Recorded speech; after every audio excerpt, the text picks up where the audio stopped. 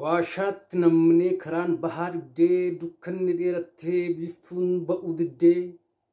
eelaan nu qabattee gaariin nurraa hiiqxee rakkinniif gadadoon mataarraa nu xiixxee kunoo bara kana bara saayinsiif teeknooloojiin bal'atee guddate kan ilmaan Oromoo ganamas galgalas boo'ichuu mataate afaantu nutti jira silaa abdiin kutannu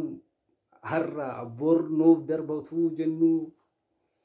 Polisi rakkinaa dide bal'inatti karaa kennu gammachuu jireenya bishaan gama keenyee hirqinfannee boonyaa si dhiphuu gidduu teenyee hirqinfannee boonyaa gammachuun jiraachuun yaa rabbi yoomumaa kan keenya yoom nurraa kaasuuf yaadda'uuf dhiphachuu yoomitti beellamte nuuf guyyaa gammachuu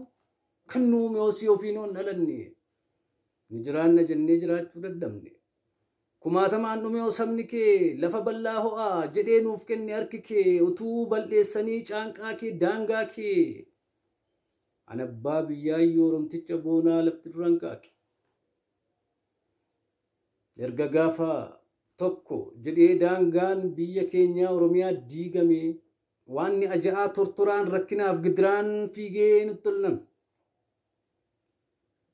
Facaanee maatiin gargar baanee gammoojjiif baddaatti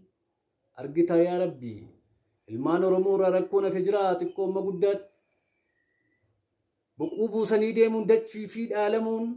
waan hin taane biraa gadiitti ilaalamuun seenaan keenya dhokatee badee aadaaf safuun barnoota dhabanii wal dhaalummaatti hafuun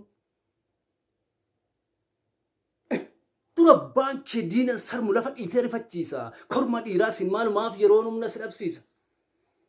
Biyyisi qabeenyis kan keeti kan jirtus lammii kee gidduu gaafa gadheensi doorsistu badinarraa jetteen didduu achumaa dhufa keetiin sanyii qabdaa yoo gootummaa taaddasaa moo laggasaatu si barsiisee dabeessummaa kun sagalee yuutuubii xinqataa kumarraati subscribe gochuun dagatina share yaada keessannaaf ladhaa sinin jaalladha